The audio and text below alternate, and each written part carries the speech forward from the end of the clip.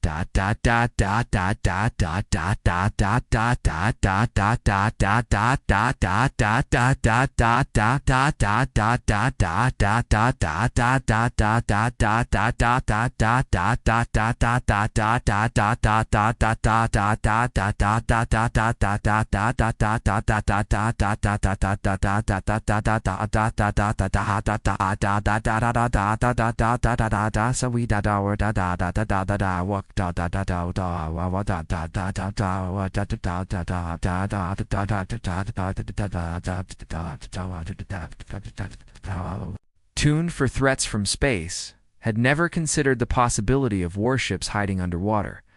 The Titanus pierced the clouds in seconds, its black armor streaked with rain, and locked on to the lead alien cruiser. The first shot was a blinding spear of blue plasma that crossed the void faster than their computers could react. The alien ship's shields collapsed instantly, its hull glowing white-hot before erupting in a silent bloom of light. Two more cruisers turned in panic, but they were already marked. From the ocean below, more Abyss Fleet ships launched in succession, each rising into the storm clouds like predators breaking from the deep. On the alien command bridge, chaos replaced arrogance. Officers shouted in their clicking alien tongue, trying to recalibrate targeting systems. But the humans struck with a speed and ferocity that broke their formation apart. Missiles with adaptive guidance systems built from decades of studying alien wreckage cut through the enemy's evasive maneuvers like they were standing still. The second alien cruiser's spine cracked in two under a railgun slug the size of a truck. The third erupted as a swarm of microdrones burrowed into its reactor core. In the span of 3 minutes, the Vanguard's strength was cut nearly in half. From the Marlin's deck far below, the crew watched the sky as bright flashes lit up the storm clouds, each one another alien ship falling. They had never been told about the Abyss Fleet. For them, the warships were ghosts of steel, rising from the depths to strike at enemies from the stars. Some crew members cheered, others stood silent, overwhelmed by the impossible reality before them. Elias didn't take his eyes off the clouds. He knew this battle was only the beginning. The Vanguard was small more of a probe than an army. Somewhere far beyond the reach of human sensors, the main alien force would already be turning toward Earth. They would not underestimate humanity again.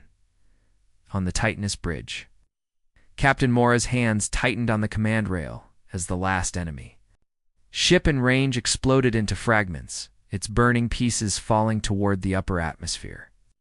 Target field clear, her tactical officer reported. The crew didn't celebrate. They had trained too long for this moment to believe it was over. Mora opened the comms channel to Elias. 3 enemy ships destroyed, 1 crippled and fleeing.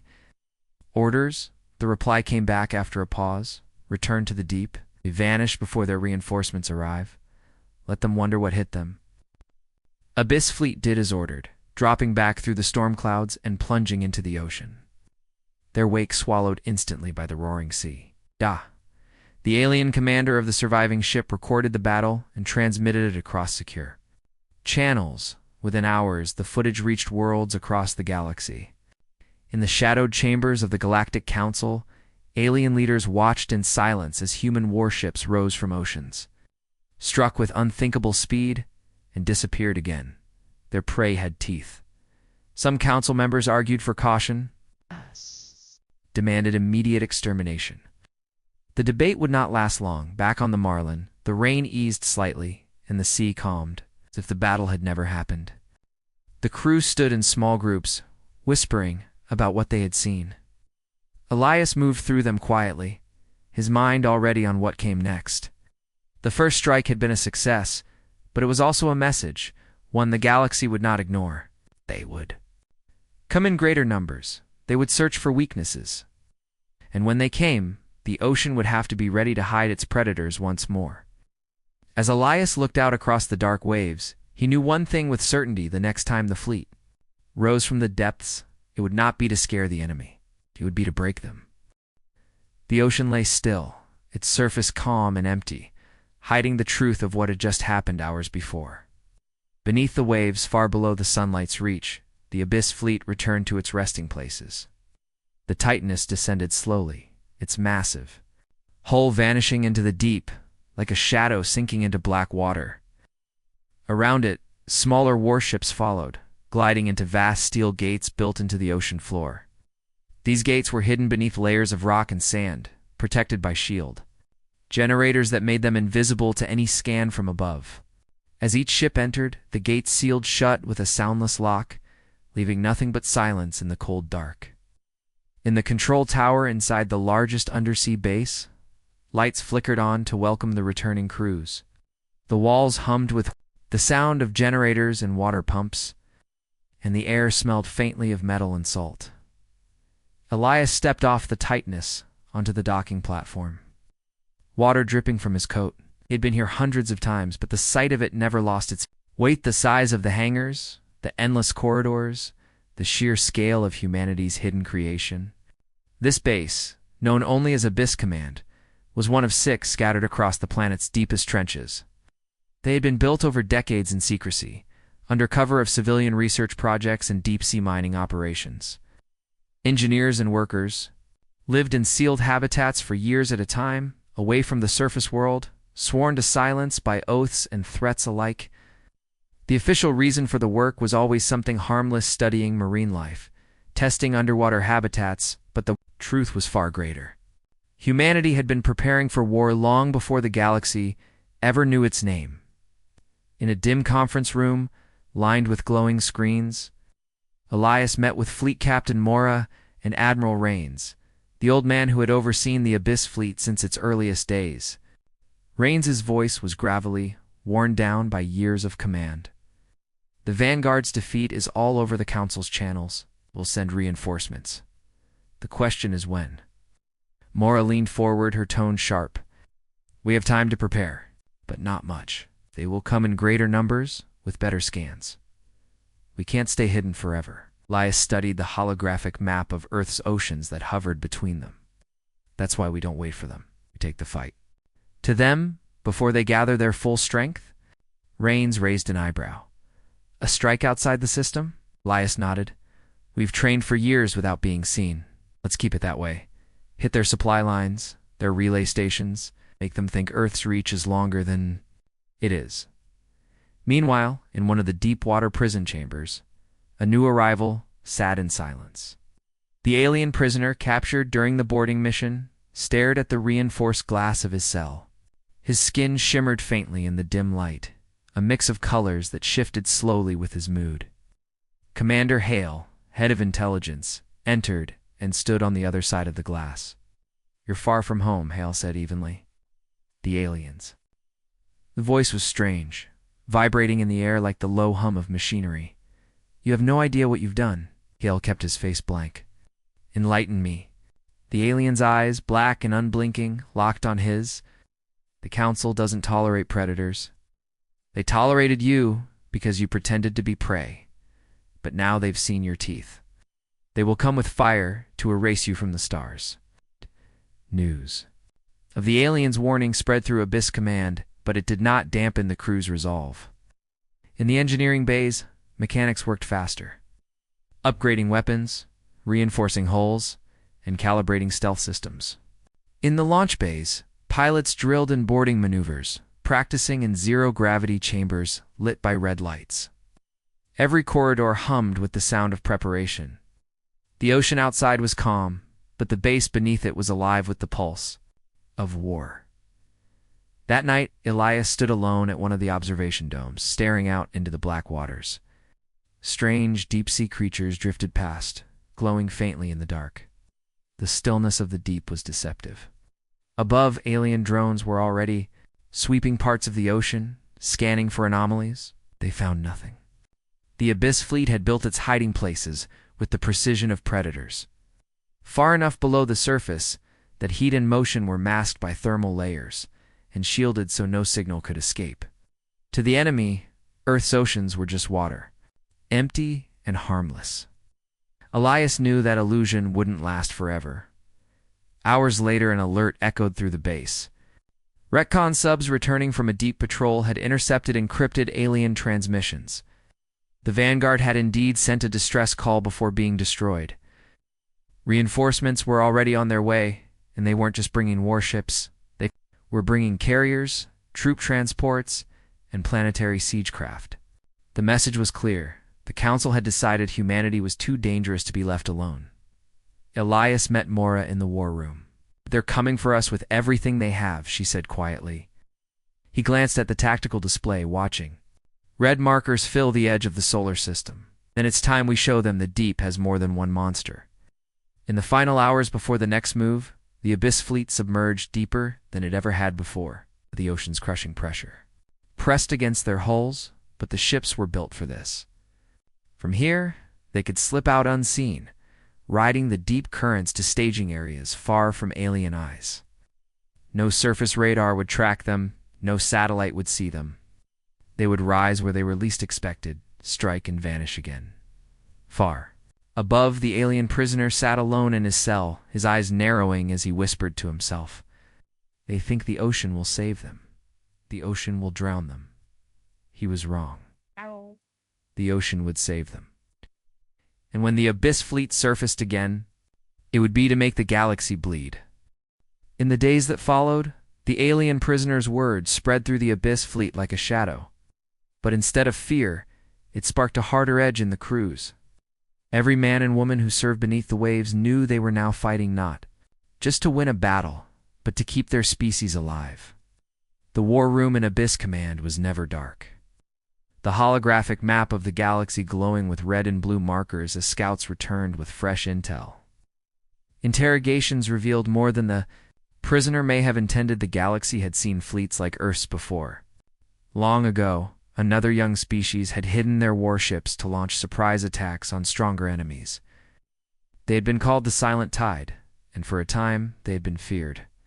Then the Galactic Council had united its powers and erased them completely, destroying their worlds and hunting their survivors across the stars. The implication was clear. Humanity had stepped onto that same path. If they kept fighting like this, the Council would not stop until Earth was ash and the oceans boiled away. But Elias didn't see it as a warning. To him, it was a reminder that the galaxy only respected strength. Sitting in the dim light of the strategy chamber, he listened as Admiral Raines listed the risks of continuing open attacks. "If we push too far, too fast, we'll draw their full weight on us," Raines said. Elias looked up from the star map, his expression unreadable. "They're coming either way. The difference is whether we meet them on our terms or theirs." Orders went out across the deep. Submarine launch bays opened, releasing stealth craft that slipped silently toward alien positions in the asteroid belt. Drone relays hidden on the ocean floor activated, sending coded signals to resistant cells scattered across human colonies in the outer system. Supply subs left the bases under cover of the deep currents, carrying weapons and shield modules to forward positions. In less than a day, the Abyss fleet's reach extended far beyond Earth. Touching places the Council thought were secure, the first coordinated strike came at dawn. From beneath the waters of the Pacific, Atlantic, and Indian Oceans, Abyss ships rose into the clouds and broke for space, leaving white walls of spray in their wake. Their targets were not warships this time. They hit supply depots on moons, fuel refineries hidden in asteroid clusters, and communication relays that linked the Vanguard to the Council's main fleet. Each attack lasted minutes before the ships submerged back into the oceans, vanishing from enemy scanners. To the galaxy, it was chaos, human warships appearing and disappearing. As if the planet's seas were endless gates to every battlefield, alien propaganda began to shift. Humans were no longer dismissed as backward or harmless. They were now called the Sea Hunters, predators from a water world who struck without warning and left no trace. On distant worlds, civilians whispered about the drowned gods of Earth, ancient forces that rose from the abyss to kill without mercy. The Council took those whispers seriously. In a closed session, its members voted on whether to escalate the conflict into a full extermination campaign. The result was not unanimous, but it was decisive. The extermination fleet was to be assembled in Abyss Command. Elias received the intelligence before it was even confirmed by the Council's own channels. The extermination fleet would be larger than anything humanity had ever faced. Capital ships the size of cities, planetary bombardment craft, and an escort of warships from dozens of species. They would not simply attack Earth, they would make sure nothing of it remained. Mora stood beside Elias as the data scrolled across the holographic display. "They're bringing the sky down on us," she said quietly.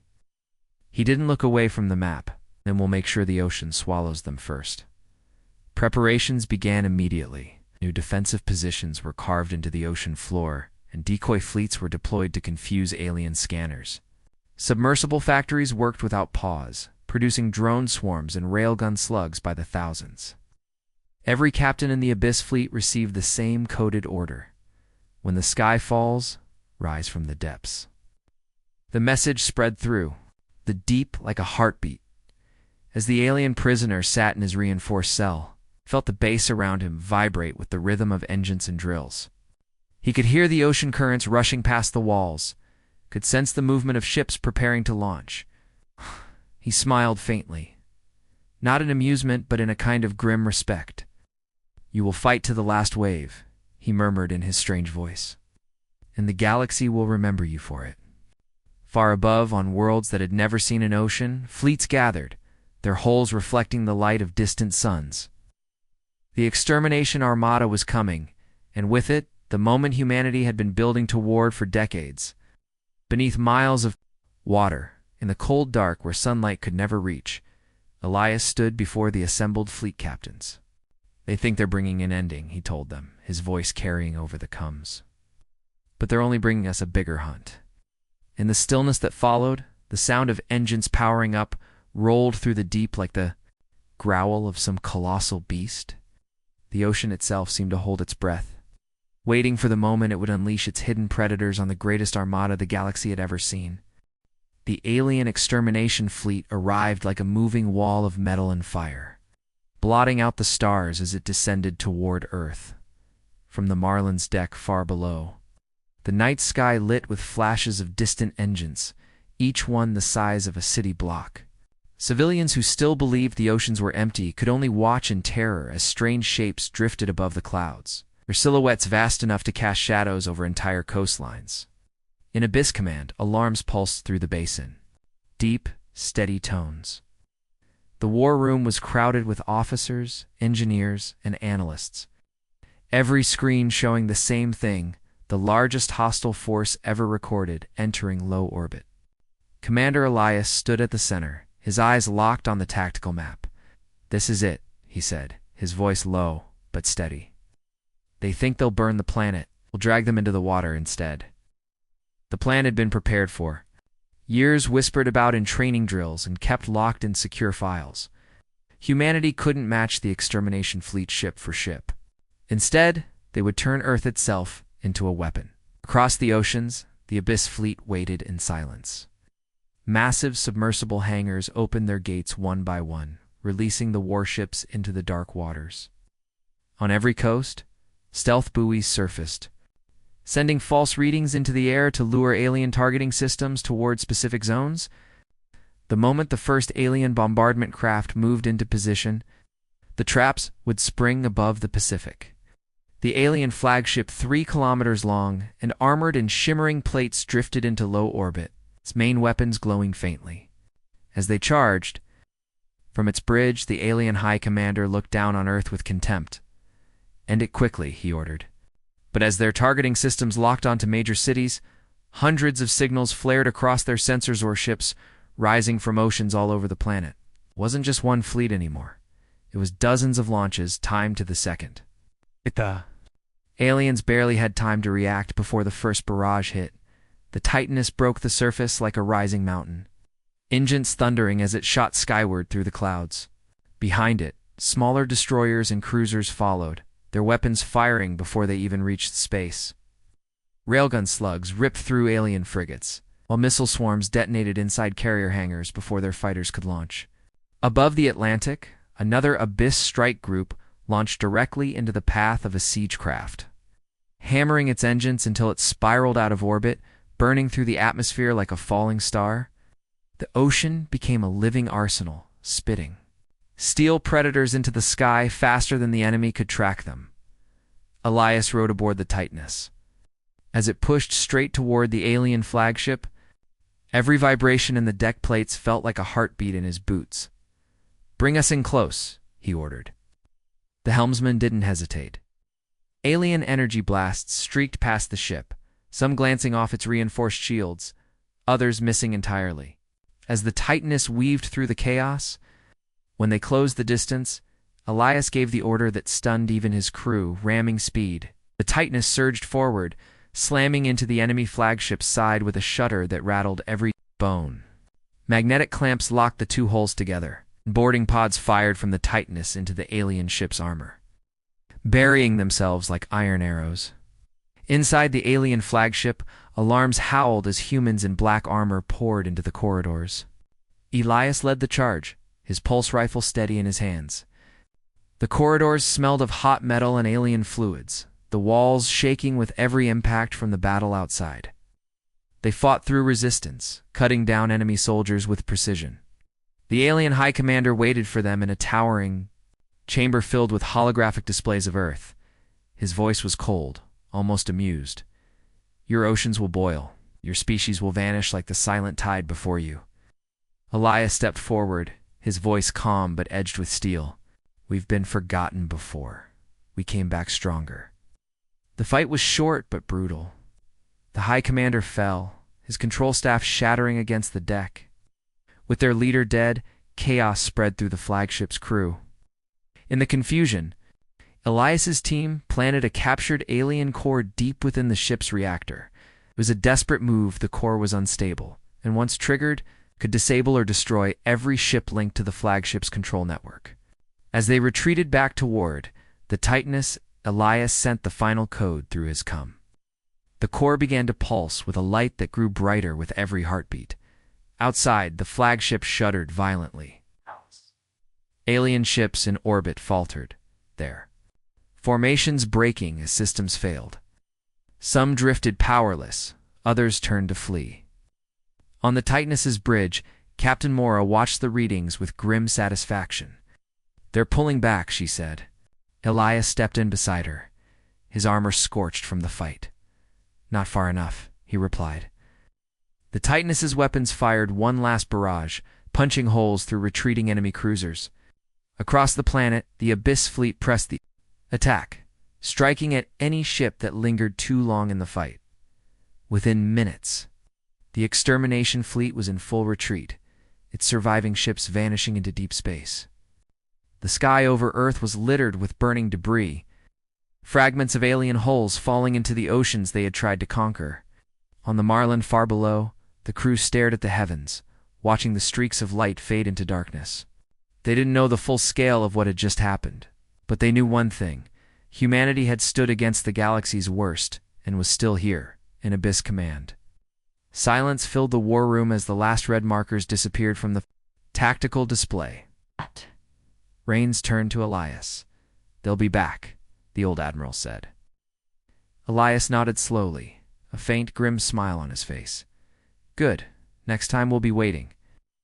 Outside, in the endless dark of the deep, the Abyss fleet returned to its hiding places. The war wasn't over, it had only just begun. The wreck of the alien flagship drifted in low orbit, a broken silhouette against the curve of the Earth. Its shattered hull glowed faintly where the unstable core had detonated, sending a chain of energy surges through the extermination fleet's command network. For hours, alien ships had fled in every direction, broadcasting confused and contradictory orders. Then, without warning, their long-range communications went silent. The Titaness hung just beyond the atmosphere, engines dimmed, its massive frame turning slowly as it scanned the void. Inside the command bridge, Captain Mora confirmed what every crew member hoped was truth. The alien fleet was gone, and no reinforcements were in range. Elias stood beside her, staring out at the debris field. "They think they've escaped," he said quietly. "They haven't." Using the code stolen during the boarding operation, the Abyss fleet's tech teams forced the alien flagships, still functioning comm systems, to broadcast a single false signal, a full retreat order to every Council warship within weeks of travel. The message was marked with the High Commander's own encrypted seal. Any ship that intercepted it would believe the war was over, that humanity had been defeated or left to die on its own. In reality, it was a smokescreen buying Earth months, maybe even a year, to rebuild, expand, and prepare for the next wave. The moment the signal went out, Elias ordered the Titanus and every other ship to descend back into the oceans. The return to the deep was almost ceremonial. From high above the clouds, the warships dove through the atmosphere, their heat shields glowing before vanishing into storm-churned waters. The sea closed over them instantly, erasing all trace they had been there. Beneath the crushing pressure, the Abyss fleet slipped through hidden channels and into their fortified harbors. The sound of the surface fading until only the steady thrum of engines and sonar filled the water. One by one, the ships powered down, their blue lights dimming until the darkness of the deep swallowed them. In the council chambers of alien worlds, confusion reigned. No one knew why the extermination fleet had withdrawn or why communication with the High Commander had been cut. Rumors spread like wildfire. Some claimed Earth had unleashed a forbidden weapon, one older than any of the Council's laws. Others whispered about the weapon of the drowned gods, a force that lived in the abyss and answered to no one.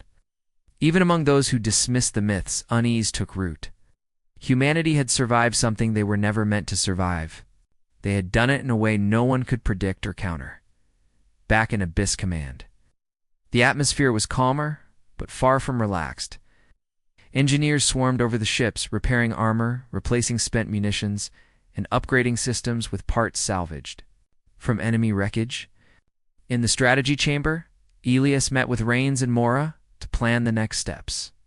The ocean had been their shield, but it could not protect them forever. "They'll come again," Mora said, her voice flat. "And when they do, they'll come." Harder Elias nodded. "That's why we won't just hide. We'll grow the fleet, spread our reach beyond the oceans, and make sure the next time they come we can hit them before they even see Earth." Far away, in a reinforced cell deep in the base, the alien prisoner sat in silence, watching the faint shimmer of water beyond the observation glass. For the first time since his capture, there was something in his expression that almost resembled fear. "You don't understand what you've started," he murmured. "They will never stop." He didn't know that Elias already understood that better than anyone. This was not a war with an end, it was the opening act of something much larger. Days later, Elias stood alone in one of the ocean-viewed domes, gazing into the black waters. Strange bioluminescent shapes drifted past, their soft light pulsing in the current. The deep was quiet again, but it felt different now, as if the ocean itself was waiting. He thought about the galaxy watching from afar, unsure whether Earth was still weak or far more dangerous than they had imagined. Let them wonder, them think humanity had gone back to hiding. The truth would remain where it had always been, the abyss, silent and patient.